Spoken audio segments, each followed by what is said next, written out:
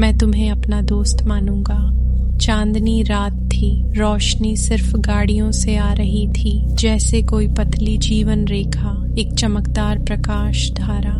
रेगिस्तानी सड़क के किनारे जंगल मौन बंदरों जैसे थे। पत्ते कार से बाहर निकले। वह चौड़े मोड़ के नीचे हाथ बढ़ाती है। हवा पेड़ों से गुजरी, एक चौंकाने वाली आवाज बनाई, जिससे जेना के पेट से डर की आवाज निकली। वह व्हिस्परिंग हॉलो रोड पर गई। जेना का दर्द, सड़क मुड़ी हुई, अंतहीन लगती, बिना किसी सभ्यता या उद्देश्य के चिन्ह के। वह सोच रही थी, यह जगह स्थानीय लोगों के लिए इतनी अनजानी क्यों है। उसने जो कहानियां सुनी वे अप्रमाणित चेतावनियों से भरी थीं। एक यात्री की कहानी थी जो इस सड़क पर चला पर कभी वापस नहीं लौटा। अचानक रेडियो से आवाज आई।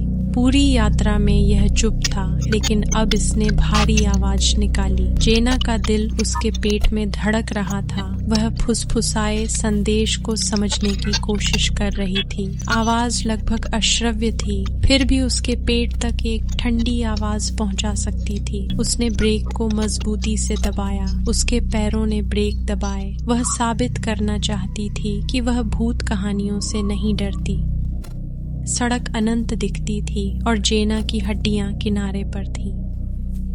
उसकी दृष्टि के किनारे पर छायाएं नाचती थीं और उसके सामने सड़क पर अजीब आकृतियां दिखाई दे रही थीं।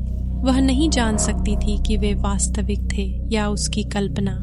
जब जेना एक विशेष तीखे मोड़ पर पहुंची, उसका हेडलाइट कुछ ऐसा दिखाया जिससे उसका खून जम गया। सड़क के बीच में धुंधली सी आकृति खड़ी थी। वह एक युवा लड़की थी जिसके लंबे बाल चेहरे पर झूल रहे थे।